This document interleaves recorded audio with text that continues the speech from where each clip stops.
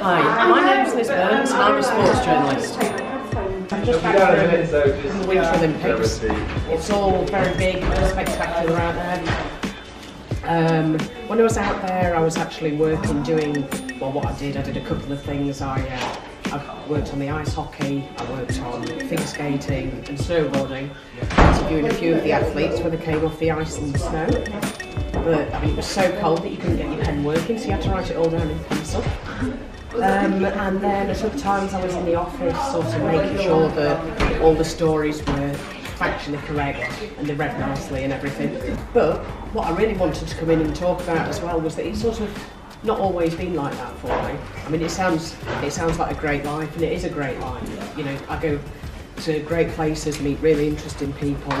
You know, like Jess Ennis-Hill, Nicola Adams, Usain Bolt, Michael Phelps.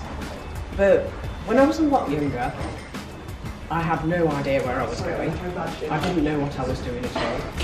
I didn't have any confidence whatsoever, and I had no direction whatsoever either. And I thought that everybody else's life was really sorted out, and I just didn't know what to do.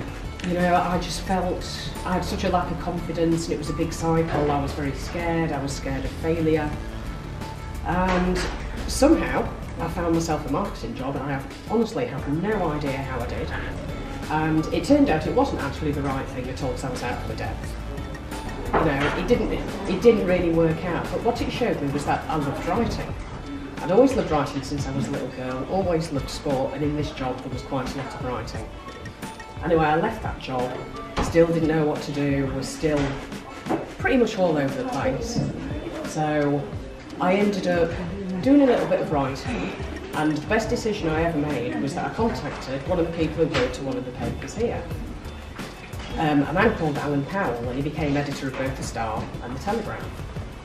And he listened to me and read some of my work and published some of my work and basically encouraged me. And it was a bit of a slow process, and I didn't realise at that point what a big step that was. Then probably after a year or so, I took the decision to go back to college and to study journalism. And he really encouraged me, he really supported me and gave me practical advice as well.